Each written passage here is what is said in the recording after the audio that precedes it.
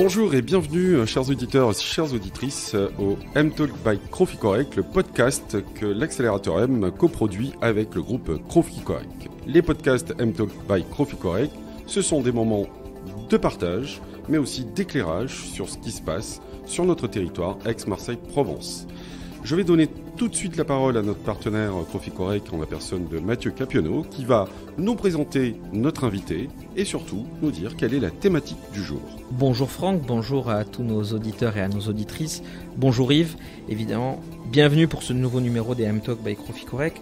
On va aborder un sujet qui est très important, qui est donc l'impact des médias et de la communication et comment est-ce que vous pourriez nous donner quelques petites astuces à destination de notre communauté très importante. Alors Yves, vous êtes le président de M-Provence, le média que l'on dit de tous les Provençaux, accessible évidemment sur toutes les plateformes, les écrans, mais vous êtes aussi journaliste, chroniqueur sur France Bleu, bref, ce qu'on dit un pro des médias.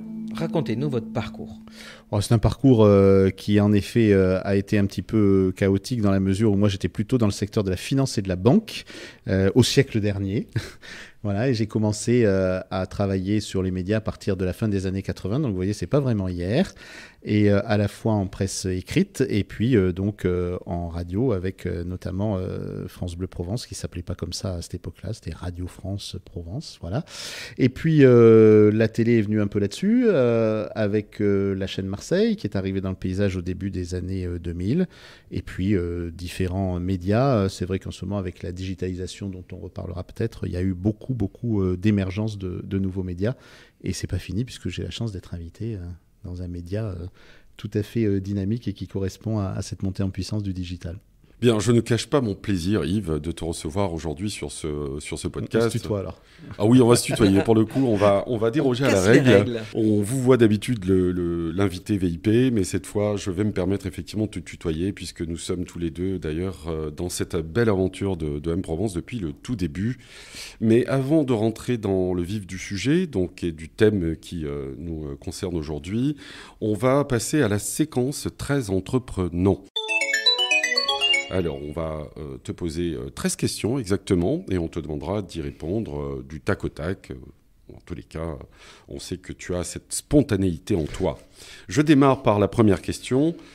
Que représente pour toi le chiffre 13 ? C'est le département dans lequel je suis né, dans lequel je vis, dans lequel je travaille, donc c'est les Bouches-du-Rhône. Yves, penser ou agir ? Alors ça, c'est plus difficile. On va quand même dire agir, parce que je suis plutôt réactif que proactif. Communication digitale ou communication orale ? L'oral fait partie du digital maintenant, donc je dirais communication digitale. Bousculer les codes ou approfondir l'existant ? Bousculer les codes. Journaliste ou chroniqueur ? Chroniqueur parce qu'il y a un peu plus de recul, mais journaliste c'est bien aussi. Innovation ou créativité ? Alors pour moi, l'innovation c'est plus large, donc je vais prendre innovation.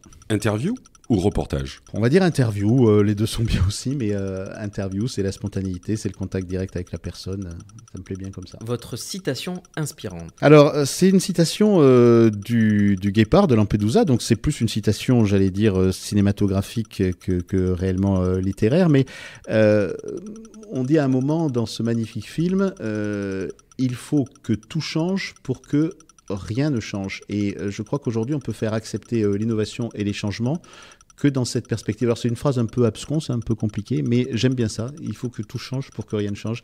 C'est par l'innovation qu'on arrivera à garder nos positions. Bien, alors un livre qui t'aurait marqué ou qui t'a marqué dernièrement ? Alors là, je ne vais pas être très original, Franck. Je vais faire un peu mon casse-texte. C'est les Fables de La Fontaine, tout simplement parce que je m'y réfère, mais quasiment quotidiennement. Donc, soit en me souvenant d'une fable, soit en allant bouquiner une fable par soirée ou par semaine, on va dire. Alors, ça peut être des gros bouquins qu'on a tous à la maison, illustrés par Benjamin Rabier, etc. Et où ça peut être aussi les fables dites par Lucchini, parce qu'il y a quand même eu des choses extraordinaires dans ce domaine-là. Alors, c'est pas forcément toujours les plus connus. Il y en a une que j'aime bien, c'est une histoire d'un charlatan qui dit au propriétaire d'un âne j'apprends à parler à votre âne, mais ça sera dans 10 ans. Et évidemment, la morale de la fable, c'est que dans 10 ans, soit le propriétaire de l'âne, soit le battleur seront décédés, quoi. Voilà. Votre métier en un mot ? Curiosité. Un adjectif qui te qualifierait le mieux ? Je vais essayer honnête, je sais que c'est un peu prétentieux, mais voilà. Votre entreprise en une valeur ? L'échange. Et si tant est que tu en aies un, quel serait ton modèle ? Ça ne peut pas être Franck, évidemment. Alors c'est un modèle perso, entreprise Comme tu veux. J'aurais tendance à dire quelqu'un que j'ai connu qui a terminé sa vie à Marseille et qui était assez extraordinaire. Peut-être que les plus anciens s'en souviennent. Joseph Pasteur, le présentateur des dossiers de l'écran, mais ça ne nous rajeunit pas. Donc je pense qu'il y a beaucoup de gens qui... Voilà, mais c'était une émission extraordinaire et Joseph était un type fantastique. Merci beaucoup Yves. Eh bien voilà, on va rentrer maintenant dans la thématique et je vais commencer par questionner Mathieu. Alors pour un cabinet d'expertise comptable, est-ce que c'est important de communiquer et vous le faites, évidemment que vous le faites, mais vous le faites de quelle façon ? Évidemment, la communication aujourd'hui, et Yves l'a précisé tout à l'heure, elle est essentielle, importante et même obligatoire. On a toujours eu tendance à dire, en tant que cabinet d'expertise comptable, il faut que l'on transmette un minimum d'informations à l'ensemble de nos clients, plutôt du technique, et sur un format assez traditionnel, j'envoie un email et j'envoie une newsletter.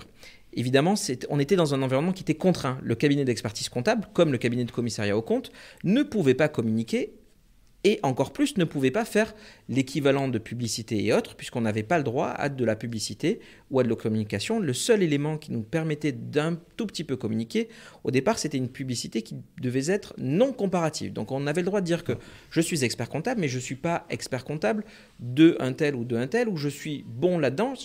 On avait juste le droit de le dire, je me catégorise, je suis expert comptable. Bonjour Mathieu, expert comptable. C'était la seule chose que j'avais le droit de faire. Depuis, effectivement, il y a eu quand même beaucoup d'avancées et effectivement, on rentre dans un champ qui devient un peu plus ouvert et heureusement parce que nos clients mais la communauté également a besoin d'avoir cette information-là et on représente par notre métier une sorte de tiers de confiance en tant qu'expert comptable ou en tant que commissaire aux comptes. Donc nous, on a cru depuis très longtemps à cet objectif de communication et d'être surtout ce qu'on appelle multicanal. Le podcast aujourd'hui est le dernier exemple de cette volonté de transmettre et de ne pas être dans une position plutôt attentiste en disant je reste au bureau et j'attends que quelqu'un me pose une question, j'aurai la science infuse. C'est pas vrai. Aujourd'hui, il existe du multicanal et aussi des lieux d'échange. L'accélérateur M en est un, M-Provence en est un également. On est tous des hubs d'information et on doit tous croiser nos informations de façon à ce qu'un professionnel comme moi puisse vous apporter des informations fiscales, sociales et juridiques, mais le regard apporté par les coachs au sein de l'accélérateur M ou Yves à travers sa qualité de médias et d'éléments de communication doit faire partie prenante d'un écosystème de communication. On parle souvent d'ailleurs, nous, au sein de nos clients, de communication financière et comment on va travailler à la fois sa communication verbale, non verbale, ce qu'on appelle les pitch decks, comment est-ce qu'on va travailler en présentant son entreprise en 30 secondes, 1 minute, 3 minutes, mais également comment est-ce qu'on va faire parler nos états financiers, nos bilans, parce que ceux-là sont aussi des éléments de communication. Absolument, Mathieu, absolument d'accord avec ce que tu viens de nous dire. Et évidemment, les médias sont en pleine effervescence, vivent des évolutions et des révolutions. Le digital y est pour beaucoup et on s'en doute. Alors justement, Yves, quelles seraient les clés pour être un bon communicant et quel impact les médias peuvent-ils avoir aujourd'hui sur l'image de marque, sur l'image d'une entreprise ? C'est évidemment fondamental. Je crois que Mathieu a dit énormément de choses. Moi, je voudrais simplement préciser aujourd'hui, alors c'est pas exactement la réponse à ta question, Franck, mais c'est pour embrayer parce que je crois que Mathieu a répondu à ces problématiques-là. Aujourd'hui, il ne peut pas y avoir d'entreprise sans communication. On est en plus dans une région qui s'est souvent caractérisée par le vivons heureux, vivons cachés. Bon, heureusement, c'est terminé. Il y a des gens qui disaient, oui, mon statut de toute façon ne me permet pas de communiquer, donc c'est extrêmement tranquille, du coup, je communique pas. Mais c'est plus possible aujourd'hui, quels que soient les métiers qu'on fait. Et d'ailleurs, je pense que les ordres l'ont bien compris. On ne peut pas lutter contre la vague et donc ça ne servait à rien d'essayer de mettre des digues contre cette problématique-là. Moi, je crois que la grosse évolution aujourd'hui, Franck, c'est qu'on se retrouve confronté à un monde dans lequel le contenu compte beaucoup plus que le contenant. C'est-à-dire qu'on disait, tiens, je regarde Roland-Garros sur le service public, sur France 2. Bon, vous avez vu la bagarre qu'il y a eu donc, et sur Amazon et sur machin pour le match entre Nadal et Djoko. Donc, en fait, aujourd'hui, ce qui va compter, c'est qu'on viralise, le terme est absolument abominable en ce moment, mais bon, c'est qu'on viralise le contenu. C'est-à-dire que ce que vous faites aujourd'hui, il faut que ça soit le plus visible ou écoutable ou diffusable possible. Voilà. Donc l'idée, ça va être de dire aujourd'hui, ce qui coûte cher à fabriquer, c'est le contenu, que ce soit du contenu vidéo, du contenu audio. Il y a des solutions. Le digital a amené une véritable économie nouvelle et sans doute des économies d'échelle importantes.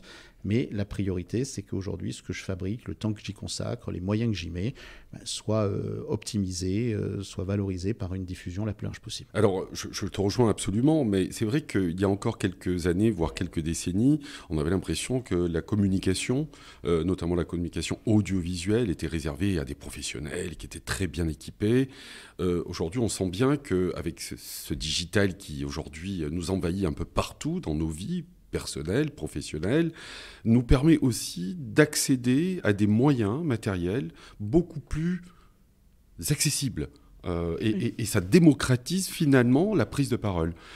Comment tu le vis toi en tant que professionnel de la communication, en tant que journaliste, chroniqueur, mais aussi en tant que dirigeant de ce média qui est M-Provence, qui, comme on le dit, c'est le média de tous les Provençaux, accessible sur tous les écrans et sur toutes les plateformes. Comment tu as vécu et comment tu t'es adapté à ces évolutions ? Je crois que dans votre langage, on parle de disruption, hein, donc c'est vraiment quelque chose de nouveau de dire que chacun peut faire sa petite émission de télé, sa petite émission de radio. Moi, quand j'étais gamin, ce qui m'a sans doute donné envie de devenir journaliste, c'est que je poussais des petits cycliste et je faisais mon Tour de France à moi. Donc je faisais déjà le journaliste sans avoir vraiment un micro, un iPhone ou je sais pas quel appareil qui me permet d'enregistrer comme si j'étais dans un studio de radio. Bon. Donc déjà, aujourd'hui, c'est vrai que ça donne l'accessibilité à tout le monde. Alors c'est un vrai débat de dire est-ce que du coup tout le monde peut se dire journaliste ? C'est un peu la même chose que quand vous avez l'accès à tout un tas d'encyclopédies scientifiques. Est-ce qu'on l'a bien vu au moment du Covid ? Est-ce que tout le monde peut être médecin pour autant, quoi ? Donc il y a des codes, il y a du travail, il y a de l'expérience, il y a des réflexes, il y a des choses qu'on sent quand on est dans le métier, et ça perdure. Maintenant, justement, c'est ce que je disais tout à l'heure avec ma fameuse citation, si on veut garder les compétences des journalistes, il faut quand même s'adapter à tous ces changements. Donc il faut que tout change pour que rien ne change et pour qu'on puisse continuer à faire valoir notre professionnalisme. Et donc après, c'est une question d'adaptation, hein. Je crois que l'intelligence humaine, elle est faite pour ça, pour s'adapter. C'est ma vision des choses en matière d'innovation, en matière de transition. Donc je dis aujourd'hui, je crois que si on n'est pas quelque part des personnes, nous, qui croyons au fait que les hommes sont quand même une catégorie à part et qu'ils ont cette intelligence qui leur permet de trouver des solutions à tous les problèmes. Voilà. Donc je pense qu'en média, c'est exactement la même chose. On doit pouvoir trouver des solutions à tous les problèmes.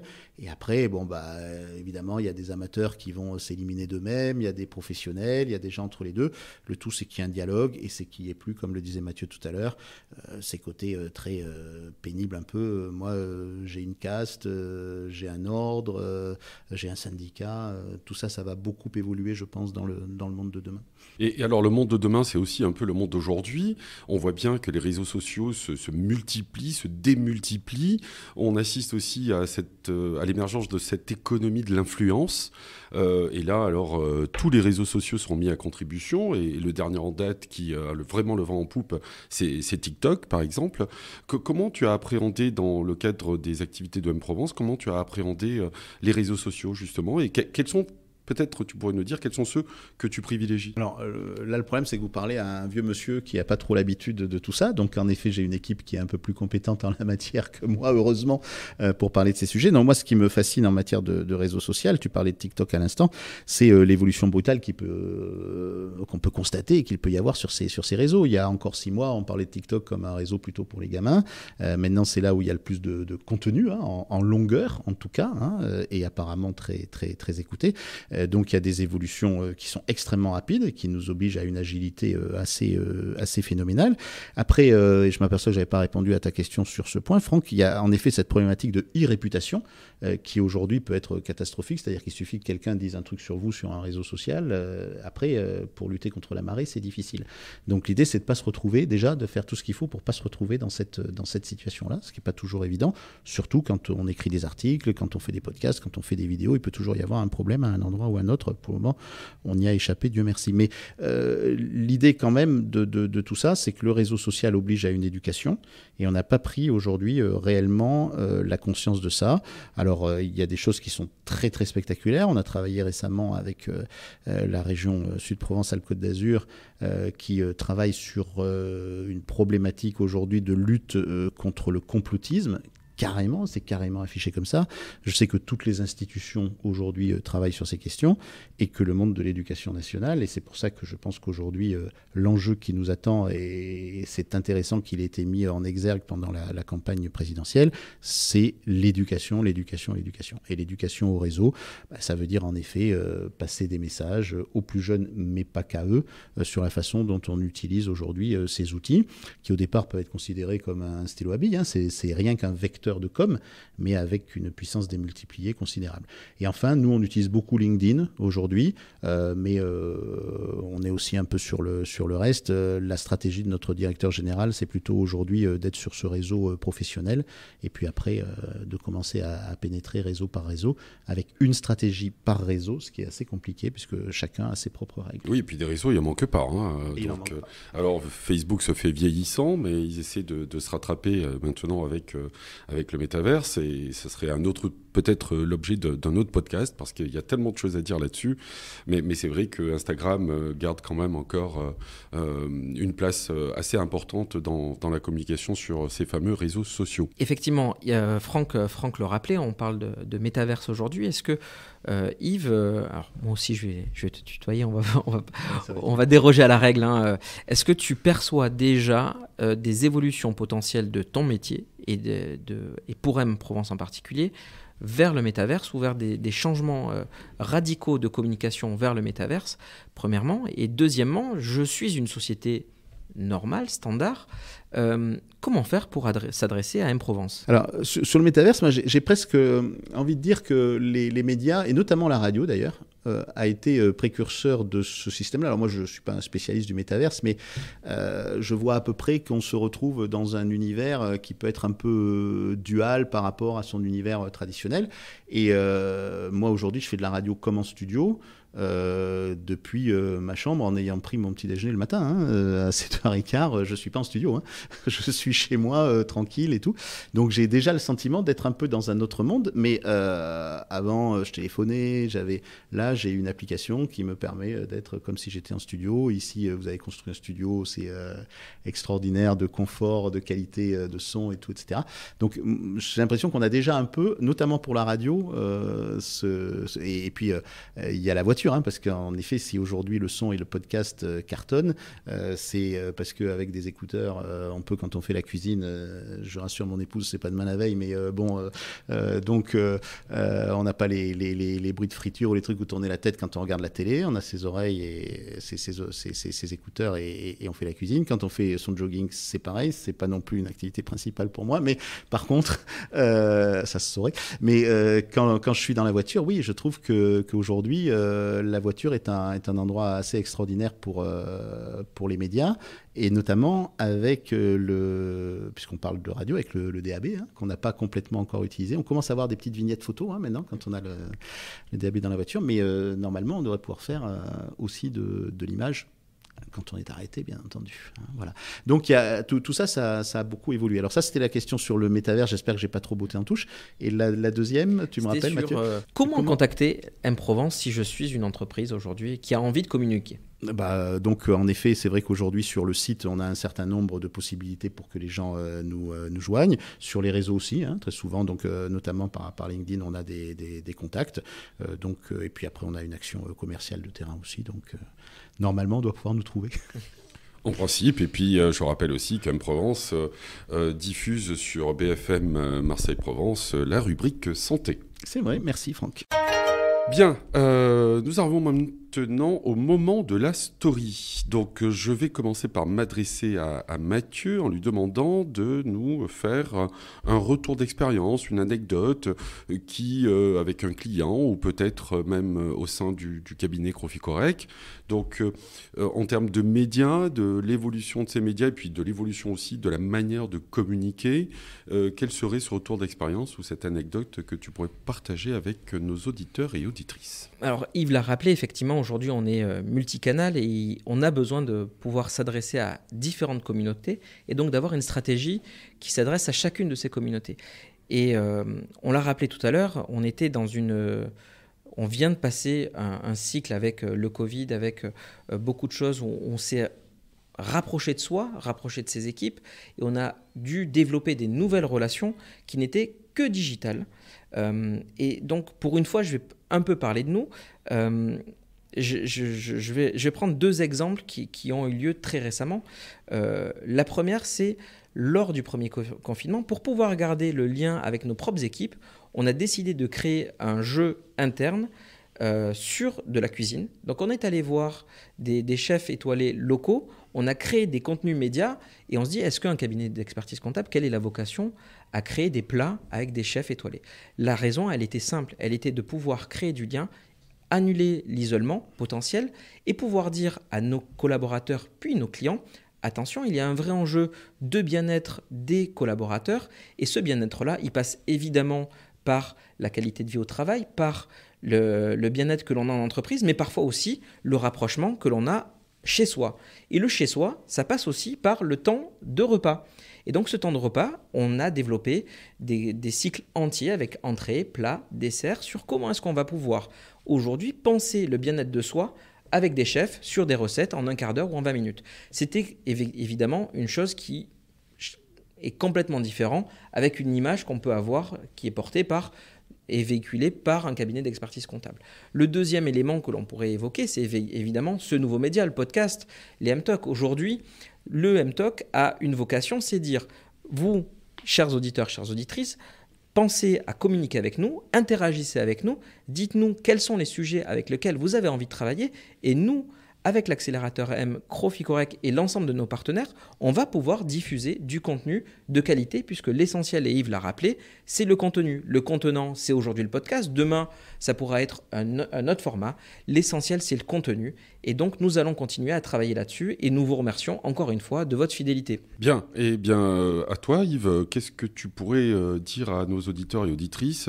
Une anecdote qui t'a marqué ou alors un retour d'expérience? Le retour d'expérience, et tu en faisais partie, Franck, c'est quand on a décidé en 2016 de créer donc M-Provence et une fois qu'on a mis l'entreprise sur les fonds baptismaux, on s'est dit tiens, on va essayer de faire 1 ou 2 journées de tournage.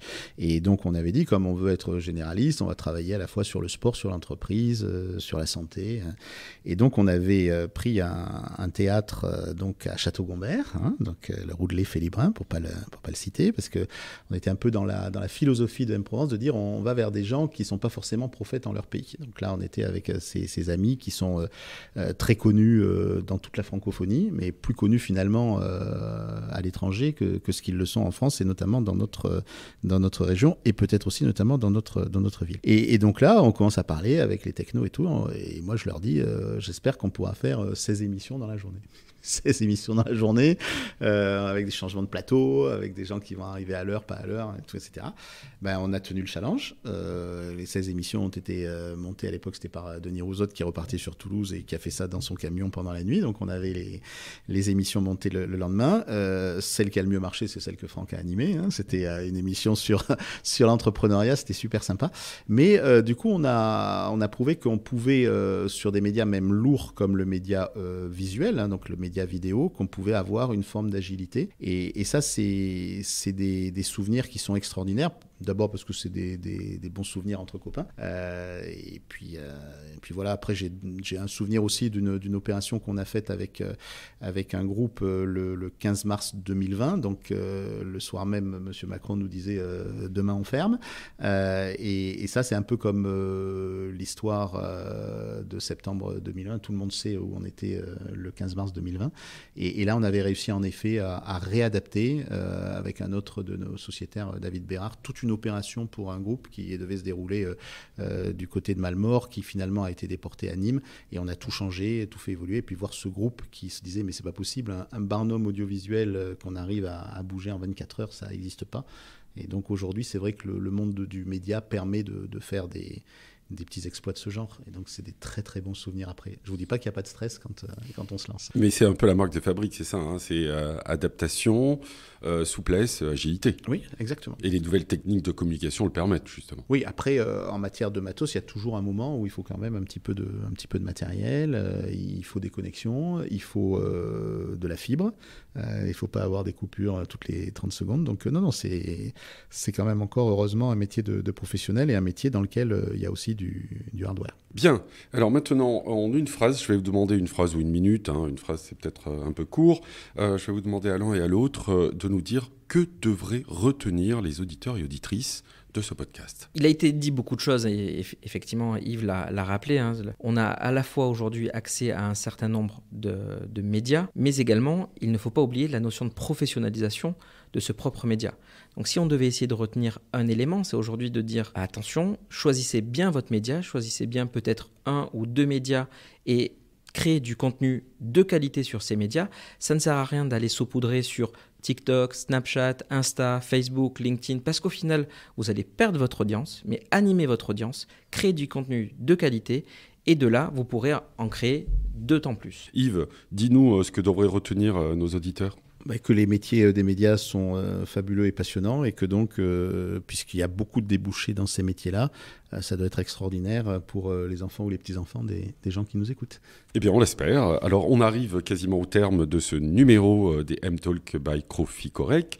D'habitude, on laisse le dernier mot à notre invité VIP, mais à invité exceptionnel, mesures exceptionnelles. Je vais le questionner sur le statut de M-Provence, parce que je pense que c'est important de souligner que M-Provence est une SCIC ou une SCIC, et Yves va nous dire pourquoi ce choix. Bien, tout simplement parce qu'il y avait quelque chose, je ne vais pas vous raconter des secrets de cuisine, mais quand même un petit peu. Quand on est passé au CSA, donc maintenant c'est devenu ARCOM, mais bon, à l'époque c'était le Conseil supérieur de l'audiovisuel, on avait en projet la reprise de la chaîne LCM et on avait identifié que dans les sages qui allaient nous questionner, il y avait des gens qui à l'époque, c'était en 2016, encore peut-être plus fortement qu'aujourd'hui, étaient inspirés par les médias collaboratifs, etc. Ça, c'est le factuel. On avait dit c'est une bonne chose de partir en mode coopératif dans cette aventure, surtout qu'on était une trentaine et que donc le mode coopératif convenait bien à l'aventure humaine aussi. Et puis alors, il y a un deuxième point qui était moins factuel, mais qui est plus important aujourd'hui, c'est qu'on est dans une région et notamment dans une ville qui aujourd'hui est très marquée par l'économie sociale et solidaire. Il y a eu une réunion récemment où il a été vraiment bien affiché que 20% des emplois dans la ville de Marseille sont des emplois peu ou prou qui sont liés à l'ESS, à l'économie sociale et solidaire. Et donc ça nous paraissait pertinent d'être toujours sur ce statut qui nous paraît être le mieux à même de défendre l'intérêt général.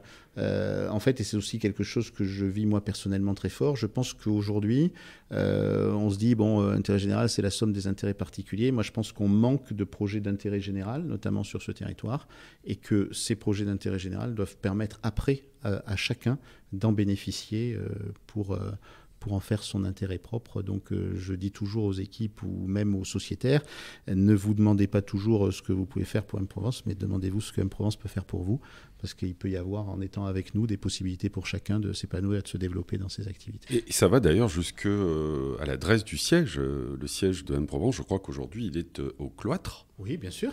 Et c'est un haut lieu, de l'ESS, il faut le souligner, parce qu'il y a là aussi tout un écosystème tourné vers l'économie sociale et solidaire.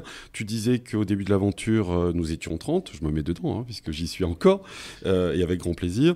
Aujourd'hui, parce que ça a quand même bien évolué, on a ouvert, bien sûr, à l'investissement et à d'autres associés. Donc aujourd'hui, M-Provence compte combien de sociétaires ? 75 à aujourd'hui. En 30 secondes, tu nous dis un dernier mot. Qu'est-ce que tu as pensé de l'expérience ou tout ce qui te passera par la tête ? D'abord, je voulais vous remercier pour tout le professionnalisme développé pour ce talk, avec un technicien dédié à l'opération, avec un magnifique studio extrêmement agréable.